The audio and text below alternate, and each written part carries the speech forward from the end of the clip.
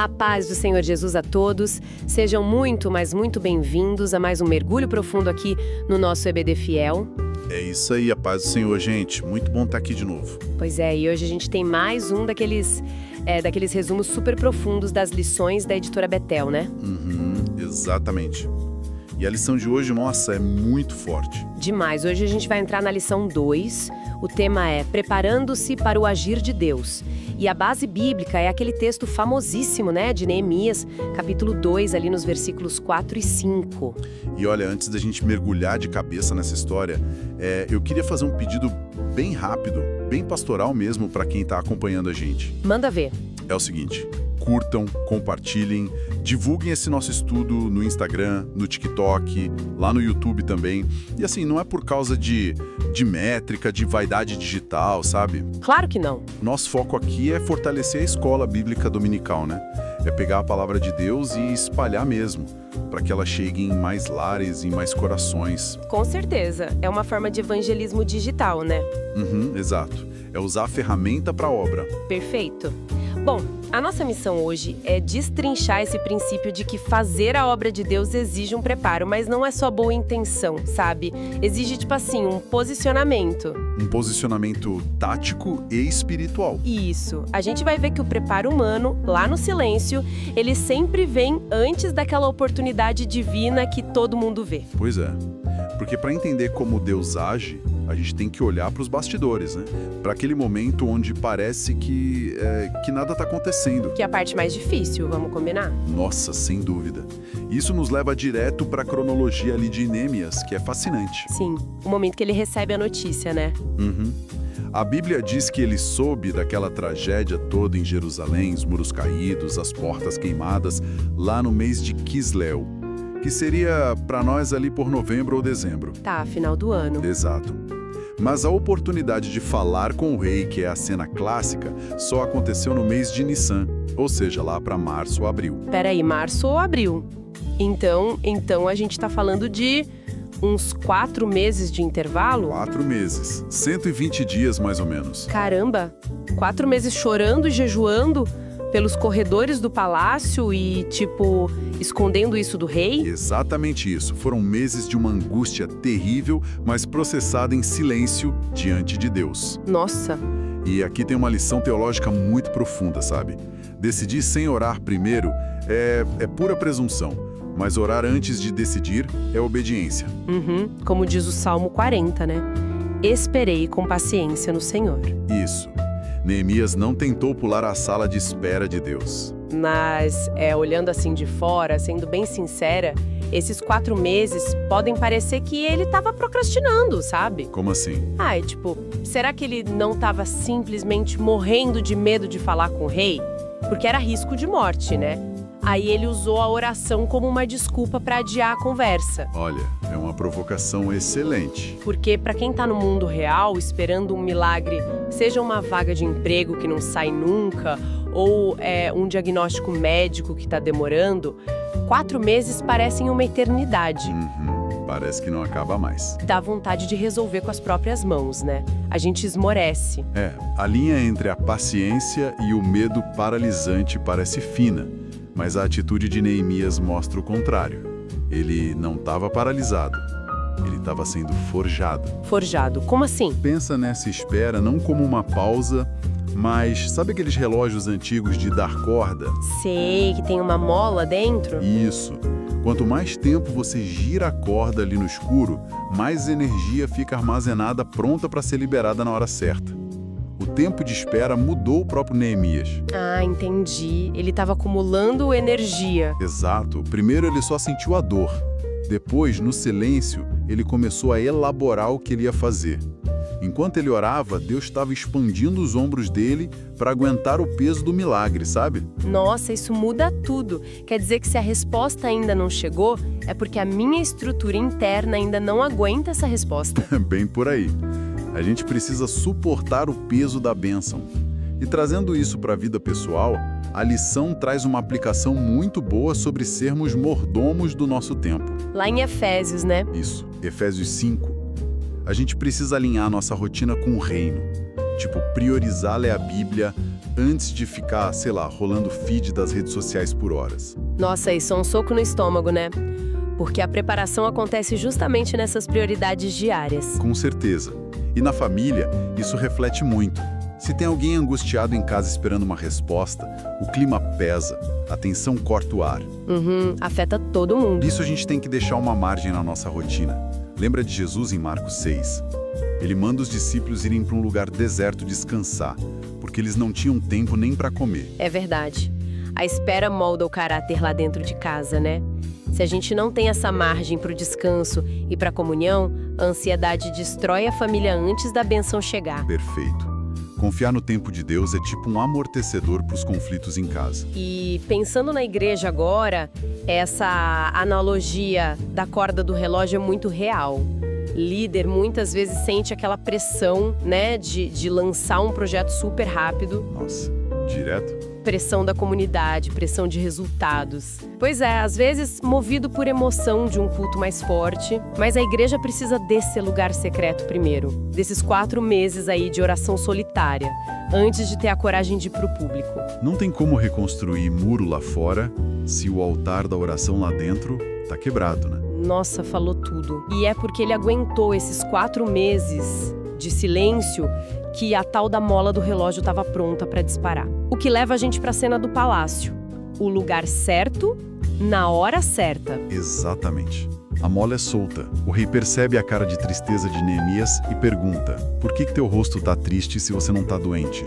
Isso é tristeza de coração. E a Bíblia é muito clara. Ela diz que ele temeu muito. Ele ficou apavorado. E o medo era super real. Ele era o copeiro do rei, não era um garçom comum. Ele era chefe de segurança, provava o vinho, sabia dos segredos. Um copeiro triste era uma ameaça de segurança nacional. Era sinal de conspiração, né? Podia ser morto ali mesmo. Na hora. Mas é aí que a gente vê o brilho da providência de Deus junto com o planejamento humano. Porque quando o rei pergunta o que ele quer, Neemias não fala a palavra Jerusalém. Ele não fala em reconstruir muros. Pera, e por que falar Jerusalém seria um problema? Porque o histórico geopolítico era tenso demais. Artaxerxes tinha os arquivos de todas as províncias. Tempos antes, lá em Esdras, a gente vê que esse mesmo rei mandou parar umas obras em Jerusalém. Sério? Ele mesmo? Ele mesmo. Porque os samaritanos mandaram cartas dizendo que Jerusalém era rebelde e que se construíssem os muros, eles iam parar de pagar imposto para o império. Uau. Então, se o Neemias chegasse e falasse: rei, me deixa reconstruir os muros de Jerusalém. O rei ia entender o quê?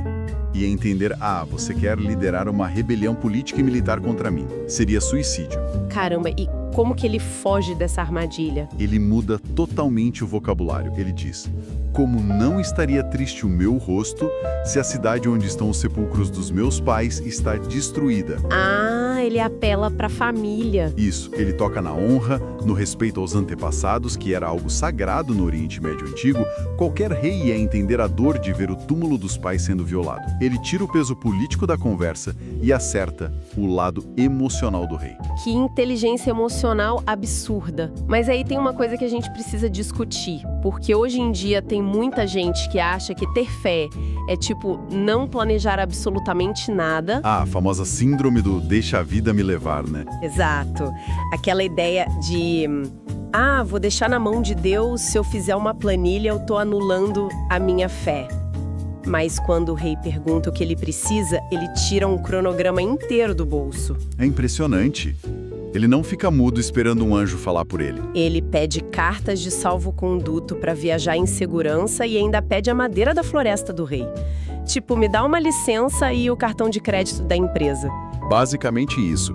E isso mostra que fé e planejamento não são inimigos, de jeito nenhum. Então, planejar não é falta de fé. Claro que não. É uma falsa dicotomia. Confiar em Deus não anula a nossa racionalidade, a nossa capacidade de administrar. Na verdade, planejar com oração é a prova da sua fé. É ter a mala pronta sabendo que a porta vai abrir. Exatamente. A lição até lembra que o milagre só começa onde o recurso humano acaba. Deus abriu o Mar Vermelho, né? Isso a gente não faz. Mas o povo teve que caminhar até a beira do mar. A gente faz a nossa parte técnica. Isso se aplica perfeitamente na nossa vida financeira, na família, Confiar que Deus provê não é sair gastando o orçamento todo, comprar o que não pode e depois ir para o monte pedir milagre para limpar o nome. Deus não é fiador de irresponsabilidade, né? Pois é, tem que sentar, fazer a conta, organizar a rotina e saber que a graça de Deus é que sustenta tudo no fim do dia. E na igreja a lógica é igual. Imagina a liderança pedindo recurso para a prefeitura ou para a comunidade para fazer uma obra social. Se não tiver um projeto estruturado e transparente... Ninguém ajuda, né? Ninguém. Neemias tinha o projeto na ponta da língua porque ele se preparou naqueles 4 meses. Desorganização não é dependência do espírito, é só negligência mesmo. Sensacional! A providência divina ama um ambiente preparado. E tudo isso, todo esse planejamento, nasce de uma dependência total de Deus diante de uma necessidade urgente. É daí que surge o verdadeiro chamado. É, porque lendo o texto de Neemias, a gente não vê nenhum anjo de fogo aparecendo no quarto dele. Não tem voz de trovão. Não tem visão arrebatadora. Tem só o irmão dele, Hanani, trazendo uma notícia horrível. O chamado de Neemias foi a necessidade, né? Exato. E tem muita gente que acha que tá fora do propósito porque nunca teve uma experiência mística daquelas de cinema, sabe? Sei, fica esperando o raio cair. Pois é. Mas o chamado dele foi empatia pura. O muro estava no chão, o povo estava sofrendo, a dor apertou o peito dele.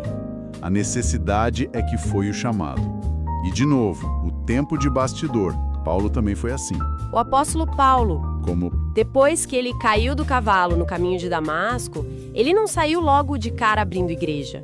Ele ficou uns 8 ou 10 anos lá em Tarso, trabalhando, estudando, em silêncio. 8 anos no banco de reservas. Mais ou menos isso. Os grandes líderes são forjados onde não tem aplauso. Aí, quando a porta abre, eles estão prontos para agir. Nossa, o que muda a nossa visão dentro da igreja? Quando a gente vê um banco vazio no templo, a gente não devia ver só, uma queda nos números. Claro que não. Aquele banco vazio é uma sirene tocando. É evidência de que tem uma muralha espiritual caída na vida de alguém lá fora. A necessidade é o nosso chamado missionário. Que analogia perfeita. E para agir diante desse banco vazio, a gente tem que depender de Deus o tempo todo. Tem um detalhe no capítulo 2, versículo 4, que a gente quase não repara. Qual? Quando o rei diz, o que você me pede agora? Neemias não pede 5 minutos para ir no banheiro orar. O texto diz, então, orei ao Deus dos céus e respondi. Foi uma oração de flecha. Oração de flecha? Como assim? É aquela oração mental disparada num segundo, sabe? Você tá no meio do problema e pensa, Senhor, me dá as palavras agora. Ah, tipo um suspiro da alma. Isso. É reconhecer que, como Jesus disse, sem mim nada podeis fazer. Gente, isso é muito prático pro nosso dia a dia. Em casa, no meio de uma discussão feia, o sangue subindo. Aquela hora que a ofensa tá na ponta da língua. Exatamente. Em vez de jogar a bomba e piorar tudo, faz uma oração de flecha. 2 segundos de silêncio. Deus, segura minha língua. Me dá sabedoria. Isso literalmente salva casamentos, salva relação com o filho. Salva tudo.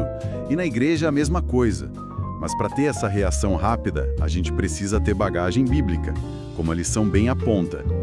Só quem está mergulhado na palavra sabe a hora certa de agir. Nem se afoba por ansiedade, nem recua por covardia. Transforma a crise em oportunidade de salvação.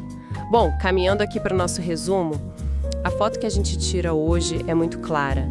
Preparar-se para o agir de Deus é não fugir da sala de espera. Fica lá girando a mola do relógio no escuro, jejuando e orando. Exato. É entender o cenário, fazer o planejamento com excelência técnica para honrar a Deus e depender dele nesses milissegundos da vida com as orações de flecha. É juntar a fé que descansa com a mão calejada que trabalha. Então, o encorajamento para quem nos ouve é esse: perseverem. A paciência forja o caráter da nova criatura em Cristo. A nossa fé é ativa nos bastidores. Amém. E a melhor parte é que a palavra não acaba, né? Semana que vem a gente vai para a lição 3 e o tema é lidando com vozes contrárias. Ixi, esse aí promete. Demais. Como manter o foco quando tem gente criticando e zombando de você para tentar parar o seu chamado. Vai ser um manual de sobrevivência. Quem está acompanhando não pode perder. Que o Senhor dos Exércitos derrame uma bênção sem medida na vida, no lar e na igreja de cada um que nos ouviu hoje. Muito obrigado por esse tempo precioso mergulhando na sabedoria de Deus. E para a gente terminar, eu quero deixar uma última provocação para vocês pensarem durante a semana. E se Deus tivesse respondido o choro de Neemias no primeiro dia? Nossa. Pois é, se a porta abrisse no dia seguinte, Neemias não ia saber lidar com a diplomacia do rei, não ia saber quanta madeira precisava, nem ia ter pedido as cartas, o projeto ia fracassar por falta de preparo humano. Muitas vezes o silêncio de Deus não é castigo, é pura misericórdia, dando tempo para a gente fazer a nossa lição de casa antes do milagre. Fiquem com essa reflexão. Ébede fiel. Fiel à palavra.